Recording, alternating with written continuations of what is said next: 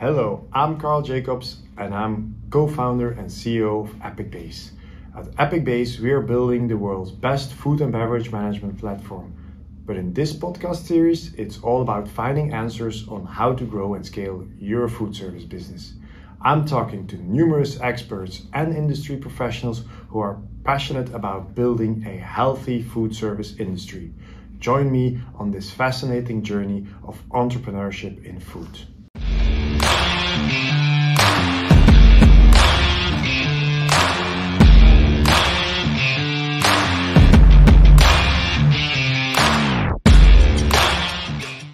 Hello, everybody. Welcome back to another episode of the Food Service Growth Show. Today, I have with me Isak Fagerholm, who is the Chief Operating Officer at Friends Brgrs, who is in Finland. And hello, Isak. Thanks for joining us. Thank you for the invitation, Carl, and happy to be on. I like what you're doing with the podcast. Thank you very much. Thank you for those kind words. I'm sure that in the next 30 to 40 minutes, we will have a fantastic conversation. As always, I am very interested in the person that is sitting in front of me because I like to understand, how does somebody become a chief operating officer at a burger joint. First question, as always, who is Isak and where do you come from? Yeah, so my roots are in Jakobstad, a small city on the west coast of Finland, but I've spent most of my life in the Helsinki region. My background, my professional background, I started to work when I was quite young. I worked with in a food factory actually, since I was 14, and then when I was 19 to 20, I had my military service, which is mandatory in Finland. And after I left, I was looking to do some work with people, as I only had worked in factories before. And then I heard that a couple of people were planning to start a restaurant chain, Friends Brgrs, and one of them is my father. So that's how I came across it. And they were looking for people, and I put in an application and said that I want to work with people and want to be a part of building something new. And I joined the company a couple of months before we opened the first restaurant, and then that's 10 years ago now, and it's been a really, really interesting journey. All right. With a lot of mistakes and a lot of lessons learned, but mostly good memories. Yes, that's what we are going to. I hope you will share a little bit about those challenges, mistakes, and also the lessons learned. But before I go in there, I have a very specific question. You do military service for Finland. Can you tell us a little bit about that? Because I am from Belgium, we do not have any mandatory military services. And do you learn something there? Yeah, I think in Finland we have it's for all men. It's compulsory, so you have to do 6 to 12 months, depending on what kind of training you get. And I did 12 months, and I guess you can learn a lot from it if you have the right attitude. I think it's great, and I think that what the Finnish, talking about operations specifically, I think it's really great that they take I think it's maybe like at least over 10,000 people each year. And then they these young men and women, and then they teach them to fire a weapon and walk for 70 kilometers without hurting themselves. And that takes good training routines and a really clear roles and a well-built organization. So I think for me personally, I learned a lot. I think there's a lot of good things that you can learn from the military. But yeah, in Finland it's for all men. And then it's voluntary for women. And these things that you've learned there, especially from an operations point of view, and learning to walk 70 kilometers, are these things that you carry along throughout your life as a professional, or is this more kind of a one-off thing and it was nice to do, but that's it? Yeah, I think there's the early years of your adulthood. There's a lot of things that impact you and make a difference. And I think for me specifically, I think I've been able to apply a lot of the learnings to the to Friends and Burgers and to my work. For example, I think one of the good practices they have is that when you're going to have a training or you're going to train something to your group in the military, you have to make a plan before you have the training, and you have to specify where you're going to have the training, what you're going to say in the beginning, how you're going to set up the whole session, and you have to do it so detailed that if you get sick or can't make it in any way, you should be able to hand the paper to someone else, and they should be able to have the exact same training just by reading through your instructions. So I think these kind of things are quite useful, and it's very structured the way that they lead and do training. And they help you in real life. All right, fantastic. Of course, then after the military service, the 6 friends come together and they decided to start Friends and Burgers. You say I joined a few months before opening the first joint. What was your role back then? So it was basically me and one chef that kind of managed the first location. And when I joined, the some of the product development had started, but there was still the first couple of tasks that I did was to help with recruiting, setting up the POS system, and painting walls and opening shipments of equipment and normal stuff that comes along with opening a new location. Yeah. And then for the first year, we the role was basically to just do the pilot restaurant and try to get the concept defined, the processes documented, and the business. So I hear this often when people start do business. It's very, very operational, which is obvious. But one question that I had when preparing this talk was, all right, there's 6 friends, and then they hire you, and you are basically running that restaurant with another chef, and you're doing the recruitment. What was the relationship between the 6, let's say, founding friends then, and your relationship, and what was their contribution compared to yours in a sense, or were they just, let's say, the finance people? Yeah, I think it's small circles up north, and one of the friends of the 6 founders is my father, and one is my uncle, and I do know the other ones as well in some way. But I think they have been really great and very hands-on. I think the area where I'm from and where the founders are from is very entrepreneurial, and I think everyone has been in some way helped Friends and Burgers very hands-on throughout the years, and 4 of them have worked. 3 of them have worked in the company for a couple of years. Yeah, and one works still. Yeah. So they have been really hands-on, and when we opened the second location, and I'm sure we get to that, it was quite busy, and I remember a couple of the founders came in on a Friday and Saturday and ground beef with me because we were very busy. So that's the kind of mentality the group had, and we had a great relationship, and I've learned a lot from them. And when you talk about the beginnings, when they set this idea and opened up the first, let's say, concept store, was the idea immediately to grow into a chain, or was this kind of more accidental?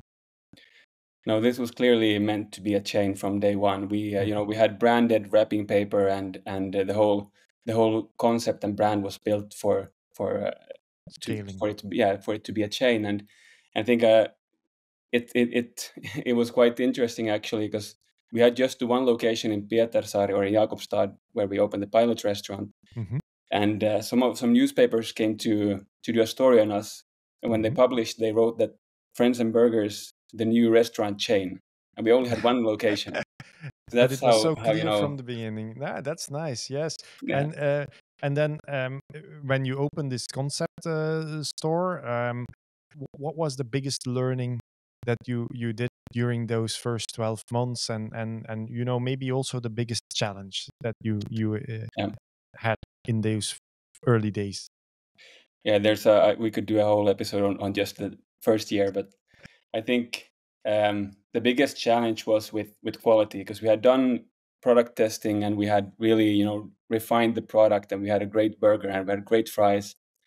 But then that was when we made only 5 to 10 burgers in a test kitchen. But then when we opened, we had a couple of hundred people the first weekend and week, and that turned out to be quite more much more challenging than we were prepared for. And I think a good way to illustrate this is, opening day, we have a line out the door or outside the door, and my twin brother was the second one in line.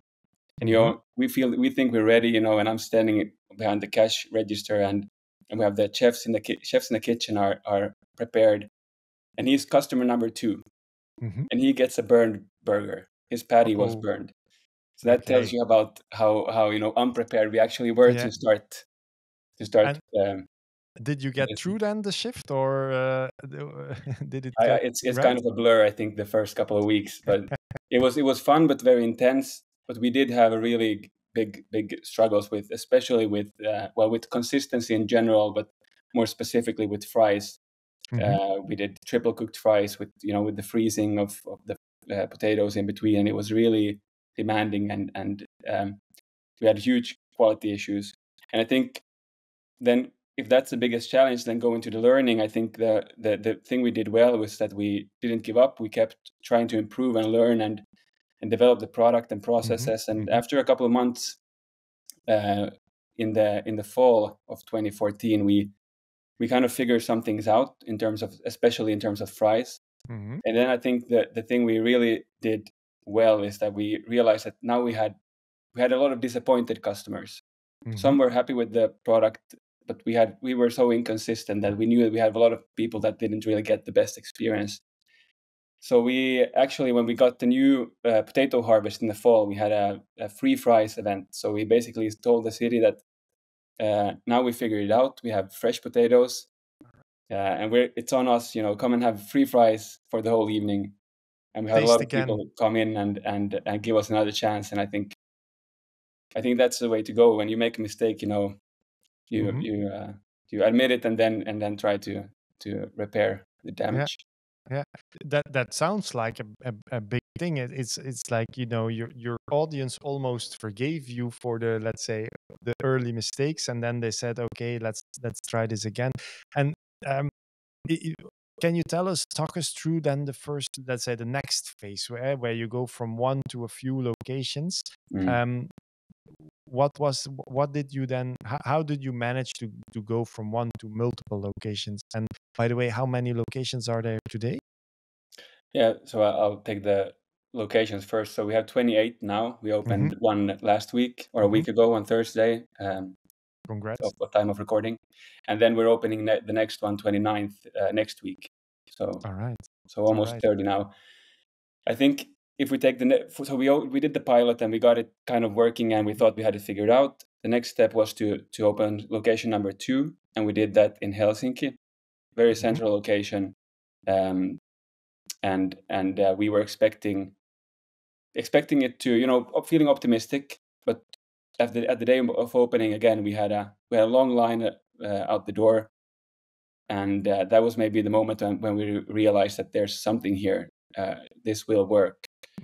And that was a very positive feeling. And then we opened the door, and we started to make the burgers, and we thought that the line would end, but it didn't end. It kept going for the whole week, and then a couple of weeks, and then the whole summer. So 4 or 5 months, we had a constant queue every day, and that was very challenging in terms of getting the restaurant up and running, because we were always a bit behind, trying to recruit more, trying to prep more, and getting investing in new equipment.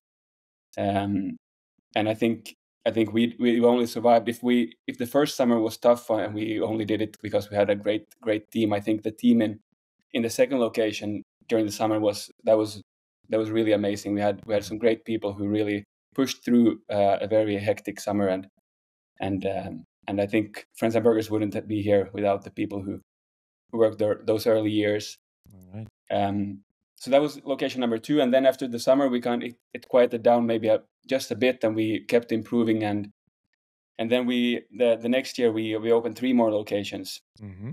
So we had this quite rapid growth from just 1 location in a small city to 5. And this was one of the most challenging times as well, because we didn't really have the processes or the instructions or like the handbooks. We didn't have the no one in the team had any experience, since we were all so new. Mm-hmm.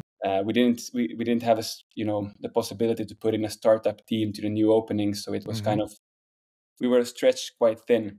Mm-hmm. But again, we for some reason we really attracted great people, and we had amazing teams in all the restaurants that learned fast and were flexible and wanted to help out and make a success out of it. Yeah. And I think that was really that's something I'm very thankful for. But I think, so scaling up, from 7 people to 140 in 1.5 years, that was very a tough challenge. But and we did a lot of mistakes throughout those years. But I think we were quick to adapt and react and try to learn. And I think the product and the brand was good enough, so customers also forgave us. Yeah, and then you say you grow from 7 to 140 people. Obviously, your role changes as well, because in the beginning you are operationally involved in making sure the patties aren't burned and that all of the tills are the orders are registered correctly. Once you have 140 people, you need to manage them. What were you in? How was your role evolving throughout that period? Yeah, so when we went to 3 locations, my role, or I started as a country manager and was more trying to build the organization with having individual restaurant managers, and my role would be more operationally active still, but more managing them and also developing the business. But that's maybe more like in reality, of course, it was very hands-on. I remember when we opened the 3rd location, I was there for 3 weeks and very hands-on in the kitchen every day. So it's and I think that's something that's a strength of Friends Brgrs. So the whole team, the management team we have now, the majority of them have been with the company for a long time, and have worked hundreds of shifts on the floor. And that's something that's been really key to us, understanding the business and understanding our staff as good as I hope we do today. And I have to say, as even now with 28 locations, I still do shifts on the floor. You're still part of the operational team from time to time. No, you have to. I did. I was 2 weeks ago. I did my last shift, and I always try to pick the ones where there's actually need for help. So you get the adrenaline flowing and get to be part of the action. I really like to work shifts. Yeah, and that keeps you closely attached to, of course, the operations itself. You feel it, and then you were 5 outlets after 3 years. At what time did NoHo became a partner actually? Yeah, so we can skip ahead a couple of years, and we had 10 locations in 10 locations in 2019, and we had at some point we have been looking for a partner, and NoHo, the NoHo deal was so some context. NoHo is one of the biggest or the biggest restaurant group in the Nordics, and they have around 300 locations. And we had discussions with them, and we signed the deal in 2020, early 2020. I think it was January, and then the deal closed in April 2020. So just after COVID had started, it was quite a hectic time for the acquisition. Yeah. So you signed the deal right before COVID, and then COVID hit. Exactly. How did the partner, how did NoHo react on this, and then how did they support you? Yeah, I think NoHo has been a great partner to Friends Brgrs. We had a quite stressful start of the integration, and since it was very different circumstances in the spring of 2020 for the restaurant business.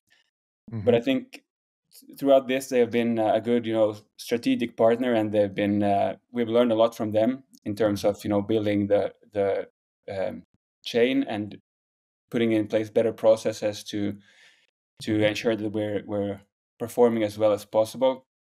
I think it's been really, really good. And they also they allow us to, or we still operate as our own chain within the group. So I think the setup we have is very beneficial for both. Yeah. So NoHo was actually brought on board to professionalize. Can I say it like that? To let's say change the procedures or improve the procedures. Or do I misunderstand? No, that's certainly one of the reasons, and it was part when going into the next growth phase of Friends Brgrs. It was the right time to look for a partner. Yeah, and if you then talk to a partner because this is clearly a strategic partner, what were the goals that you set yourself together with the partner, and where are you in terms of executing on that trajectory? Yeah, so when we joined, we had 10 locations, and the goal was to grow to 50 in Finland. Then, of course, that goal was set before COVID. So then, maybe it slowed down a bit there. However, we did grow throughout COVID. I think, depending on when you say when COVID actually ended, I don't know the exact date, but we opened about 15 locations during COVID. So we still kept growing, but maybe not as aggressively as we would have done without it. So yeah, 50 was the target set then, and now we're at 29, and the plan is to keep going. So I think in terms of growth, we're a bit behind, but for understandable reasons. Yeah. And but these 50 locations are still, let's say, the goal, without going into specifics about when and etc. But the goal is still to get to 50. Yeah, I think what's publicly shared is that the strategy is to grow at around 5 locations per year. Yeah. Okay. That's what we're doing now. All right. And once you are at 28 locations, or 30 almost today, I guess the structure, the management structure, etc., changed again. Can you elaborate a little bit on the changes in management that came through after the investment happened? Yeah, so it's been changing a couple of times throughout the last, throughout the whole 10 years here. I think what the stage we've gone through now is moving into area managers. So we have the restaurants, and then they are managed or led by an area manager, and then the area managers are part of my team. So that's one of the big steps we've taken in the last actually just over a year, and that seems to be a good solution for us. And otherwise, we've strengthened the management team. As I said, most of the management team has been people that have joined Friends Brgrs 8 years or longer ago, and have grown with the company. And I'm really, personally, I'm very happy and thankful that we have a lot of colleagues that have been part of the journey. But then we also brought in some external hires to strengthen the different area of the business. And your role changed as well, I guess. Today you're the chief operating officer of the business. What are the KPIs? What are the metrics of success for you?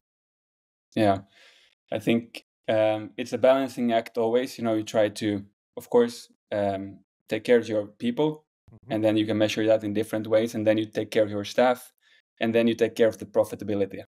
And if you can do all of these three, then that's all you. So it's quite simple, but it's not easy. So can I reiterate here? You say first the customer, then the staff, then the profitability. Yeah, or staff, customer, profitability. Yeah. Staff, customer. Okay, all right. That's a nice one. And how many people do you kind of directly guide? Yeah, so we have 4 area managers at the time. Yeah. So you are the direct head of the area managers. Yeah, correct. All right. And what are the KPIs you steer them on? So underneath all these 3 categories, we have different ones. I would say in general for a chain, you have for staff, you would have, for example, you can have the ENPS, which we also follow. That's an important one.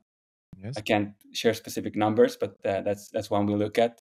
And then for staff, we follow the NPS score that they give us, and also scores on the delivery platforms. And then in terms of profitability, you have the restaurant business. I think is interesting in that way because it's so simple. You have to make sure that the sales are growing, and then manage your costs. So something's left on the bottom line, and yeah, very simple but difficult. Absolutely. I was smiling a little bit when you said it's very simple because the theory is simple, but in reality, of course, I guess there's quite some difficulties to overcome in managing a restaurant and making it profitable. Can you explain a little bit how you manage this and what measures you take to make sure that there is a bottom line, a positive bottom line? What are the things you're looking at to make sure that in the end you can report positive numbers?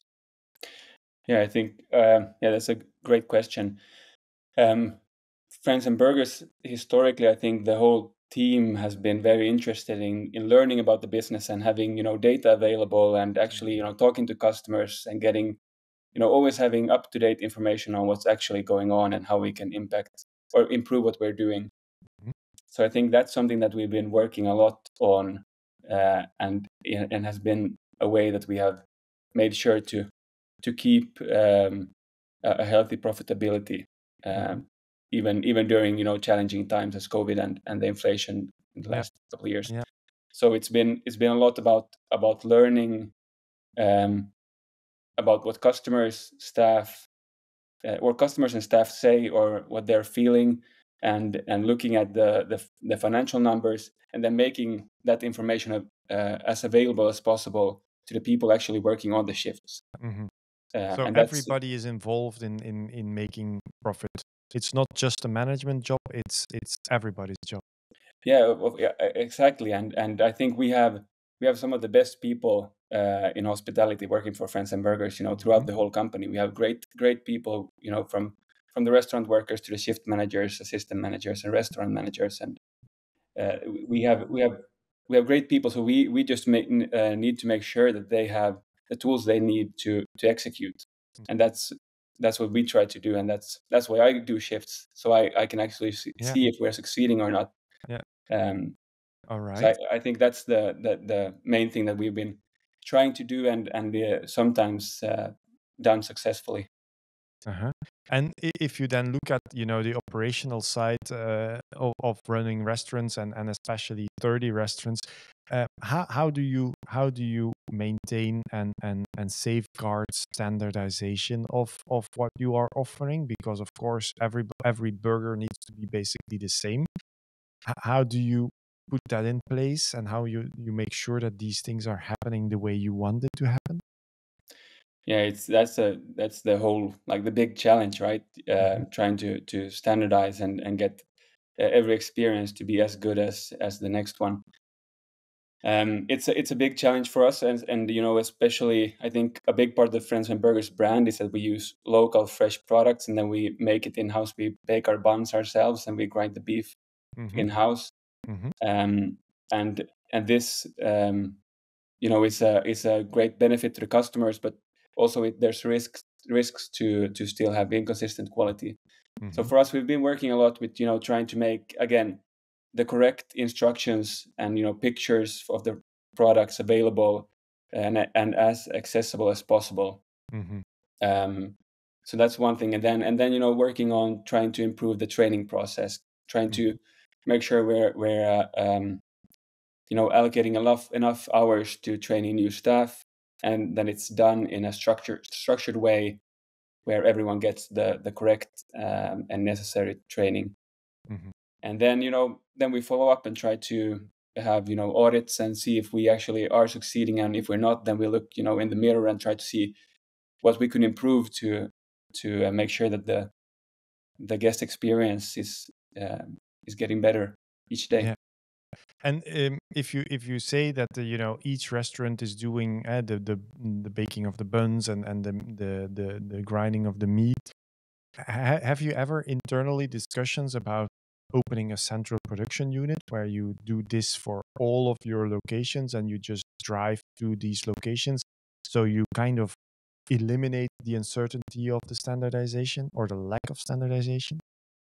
Yes, of course. That's yeah, many times throughout the years. And actually, a funny thing is that when we opened the first restaurant, we did not grind our beef. We did not bake the buns. So that's something we insourced in 2015 or 2016.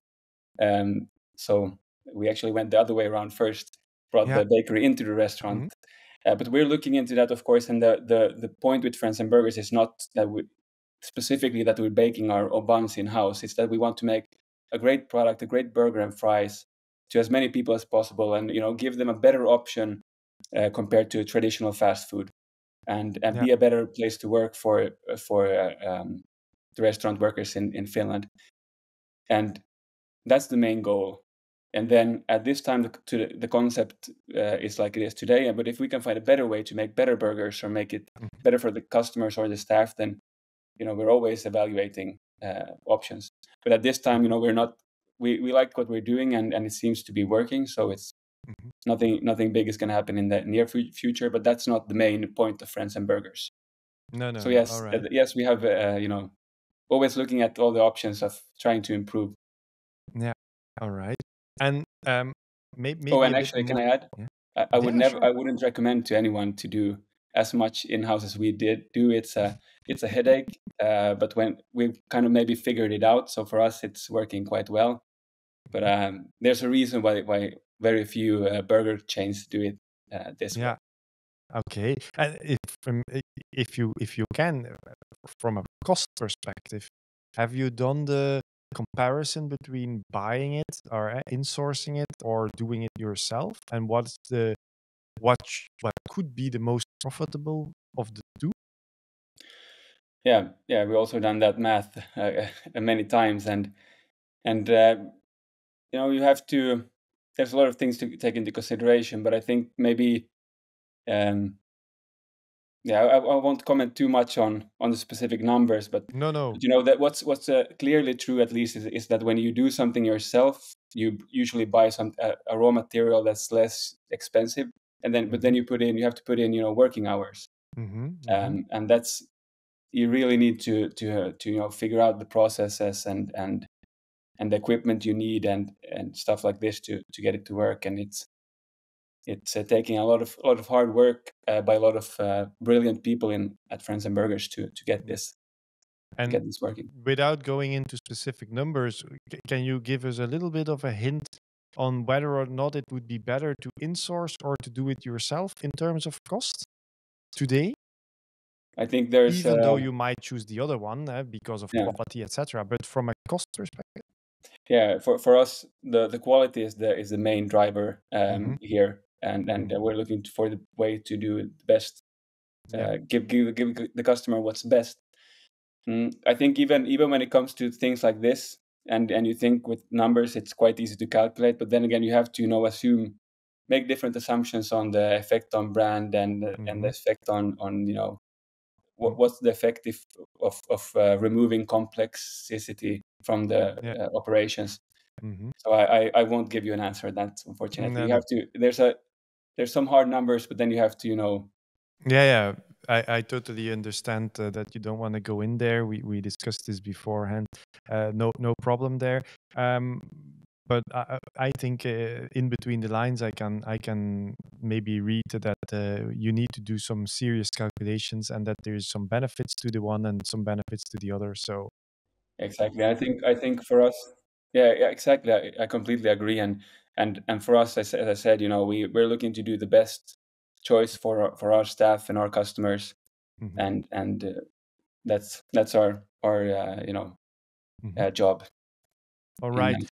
Um, Something else. Obviously, we know that you let's say the goal is still to get to 50 um, uh, restaurants in the near future.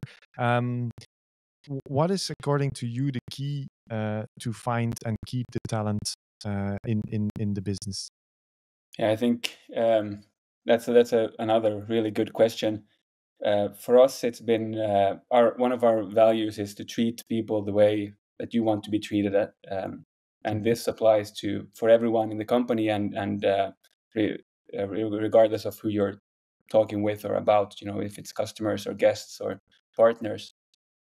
And I think that's maybe the core of when it comes to retaining staff. You have to do the basics right. You have to treat people with respect and get all the basic, if we're talking about restaurant workers, get the shifts out on time and consider their, wishes or in terms of shifts.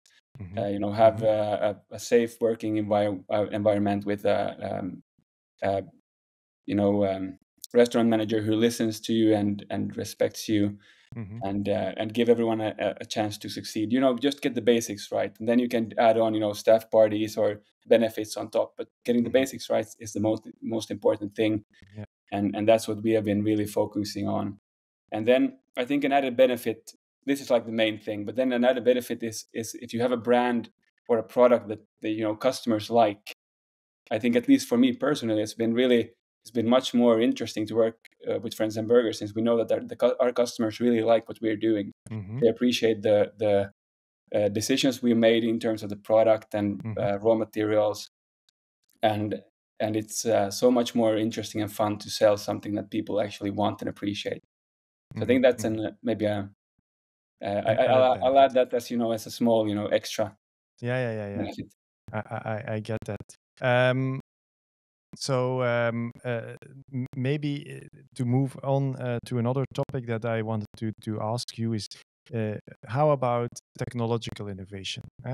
Running a 30 outlets, I probably assume that not everything is on pen and paper. What is the what are the technologies you are using within the business today? Yeah, there's quite a lot. I think from the beginning we've been quite well. We're such a new company, so we don't have any legacy systems lying around, and from the beginning we kind of did a lot of quick and dirty things. And one of the founders and who also worked in the company used to do some coding. So we've had quite a maybe different approach to this from the beginning. And we've built, for example, our own ERP system together with a partner, and we also built our own shift reporting platform, which has now been retired, but we used it for 8 years. We built that quite early, and a lot of reporting models and customer feedback surveys and stuff like this. It's been, we've made a lot of these ourselves, which has been quite beneficial because then you can customize it, you can learn a lot along the way, and you really get to dive into the data and build the tools in a way that's suitable for us.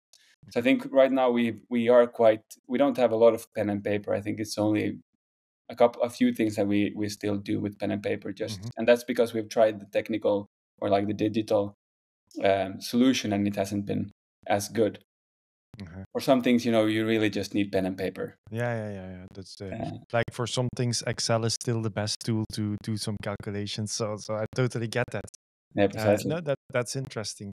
Maybe a more personal question. You've been with the business now for 10 years. Can you define what success means for you and when you feel accomplished?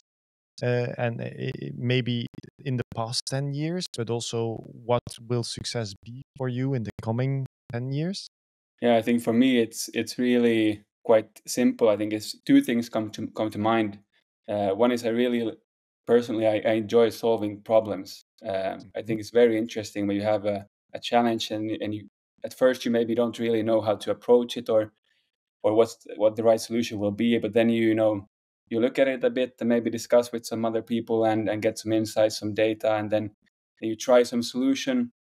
Maybe it works, maybe it doesn't, and then you iterate, and then you launch it, and then you see the how it can impact the business. I think that's really been for me very interesting, and something that I think it's been very enjoyable to see. How we can find solutions to different problems and implement them. And then the second thing for me would be I really enjoy working with positive and driven people, and we've had so many of them at Friends Brgrs, and still have, my colleagues in the management team and the restaurant managers we have, and the people working in the restaurants. They are really doing an amazing job, and for me that's very motivating. When I call a colleague, I can talk with someone who can challenge my ideas and give positive feedback, and together, we're sitting on the same side of the table trying to attack the problem. So this combination has for me been what's been the best with Friends Brgrs throughout the 10 years. And if I can keep doing these two things, solving difficult problems with great people, then I think that would be a success. All right, that's a very nice one. We're nearly at the end of our conversation, Isak. One last question I ask every business man in this show is, what about the next 5 years in food? What are the trends you're seeing? What is the next big thing in the industry? Yeah, I don't think I have anything very unique to answer this, but I think people are, in terms of food, people are looking for better, for more local, maybe more sustainable as well. And I think that's what we're seeing in Europe. People are choosing, instead of the global brands, they want something that's more fresh, more healthy, more local. And this trend has been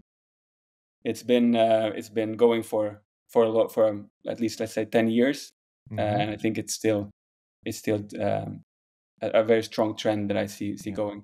Another one I would say is that the employer-employee relationship has changed quite a lot. And I think I haven't even seen maybe what it was like 20 years ago, but especially now, with social media and everyone, having access to better information, I think the employees demand more of the employer. I think this is a great thing. There's a balancing of power, and at Friends Brgrs, we always understood that we need to treat our staff well, and that's the way we're going to continue to work. But I think there's been a shift in terms of the power dynamic over the last 10 years, and I think that's something that's still going to keep balancing out throughout the next 5 years. That's an interesting insight. Most people talk about food, but I like this vision about the balance between employer and employee. That's a very nice one to end on. Isak, thank you very much for this conversation. Thank you very much for being in the show, and speak to you later. Yeah, thank you, Carl. Goodbye. Goodbye.